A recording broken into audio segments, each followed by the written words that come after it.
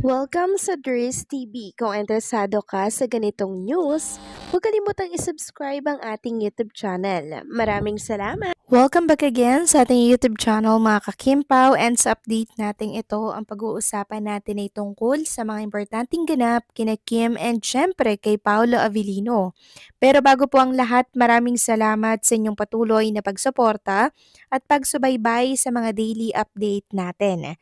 Kaya naman bilang pasasalamat, narito po ang mga napili kong komento patungkol yan sa naging previous update. Unang komento mula po ito kay Ginang Rosemary Diano. Sabi niya dito, Miss Durs, 3 eksena ang plinash sa BTR. Tama ka, Miss Durs, si Paolo for sure yung sinabi niya na isang tao yung nagsabi pag may nangyari sa personal life, wag nang dalhin sa set.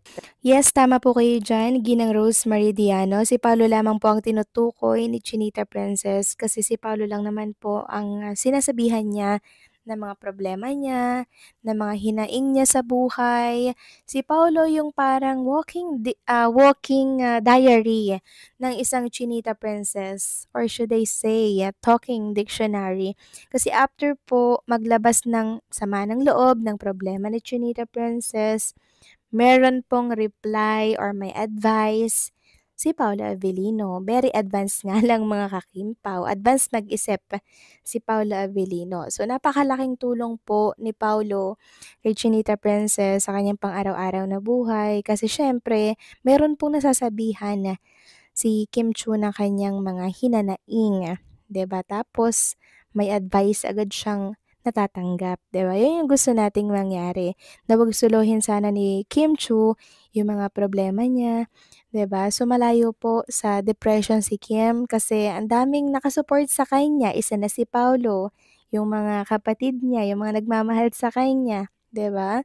Kaya kung inyong mapapansin kahit may problema si Kim Chu, tinatawanan na lamang niya, hindi niya po ito pinapakita sa mga tao kasi ang lakas ng support system ni Chinita Princess nakakatuwa, and deserve niya naman po talaga na maraming magmahal sa kanya kasi mabait siya, down to earth, 'di ba? Lagi ko naman yan sinasabi, deserve ni Kim Chu ito.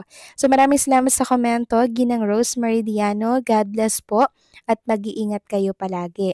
Next comment mula naman ito kay Ginang Helen Santos. Sabi niya, kayo mga Gerald, wag na ninyong ipagpilita na balikan ni Kim si Gerald. Alam ni Kim na malabo na balikan pa ni Kim na makipagbalikan pa, makapareha si Gerald. Wag na kayong matuwa na makikipagbalikan pa si Kim kay Gerald, na makipag-love team si Kim. Alam naman ninyo, sabi ni Kim, pass is pass ha. Wag na ninyo nababalikan pa ni Kim si Gerald. Hindi katulad ng ibang babae dyan na miski ayaw na, pinagpipilitan pa ang sarili. Kaya ibahin ninyo si Kim, masaya si Kim kay Paolo ha. Tapos na ang laban, hindi na ninyo mabubuwag ang Kim Pao. Yes, tama po kayo dyan. Ginang Helen Santos. Pass is pass, never been discussed or never been back. Diba? Yan po yun. Friends lamang sila ni Chinita Princess, 'di ba? Sabi nga nila, civil lang yung ginawa ni Gerald Anderson kay Chinita Princess. Walang mali siya yun.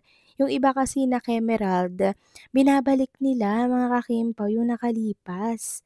Akala ata nila meron pang kakagat na susuporta sa Kemerald. Wala na. Alam naman natin mga kakimpaw, yung ginawa ni Gerald Anderson kay Chinita Princess, ayaw na nating maulit muli yung masasakit na alaala ni Kim Chu kay Gerald Anderson kasi masaya na po si Chinita Princess sa bago niya, which is si Paolo Avellino, na never pong pinaramdam ni Paolo na hindi po worth it si Kim. Lagi po kasing pinaparamdam ni Paolo na super grateful niya dahil meron siyang isang Chinita Princess na walang katulad. Walang katulad si Kim Chu. So maraming salamat sa komento, Ginang Helen Santos. God bless po at mabuhay kayo. So ito na nga, pag-usapan na natin mga kakimpaw ang mga topic na nakalap natin sa araw na to. At unahin nating pag-usapan, ito pong message ni Direk John Moll dito po kay Chinita Princess for 20 years in showbiz. Sabi niya, "Grats sa 20 years, Chinita Princess. From shooting your profile VTR as a teen housemate to shooting you on stage in its showtime. It's always a pleasure to have you in front of a camera. We should celebrate this milestone in Araneta. Yes, please, Araneta, mga kakimpaw, no? Kasi deserve ni Chinita Princess, mga kakimpaw, ng ganito po. 'Di ba? Bilang 20 years na niya dito sa showbiz industry, very loyal and still magiging loyal sa ABS-CBN. Sabi nga po ni Attorney Lilet Matias, I'm so proud of you, Princess Chinita, from a simple housemate to one of the most bankable artists we have right now. Sobrang blessed ka, from the start, sobrang humble and kind mo. Kaya di ka rin namin iiwan. Loyal kami sa'yo. Napakasarap namang basahin. Deserve ni Chinita Princess ng mga supporters na hindi talaga siya iiwan. Kaya tayo, 'di ba, mga kakimpaw, patuloy po tayong nadadagdagan dahil sobrang worth ni Kim Chu suportahan at mahalin.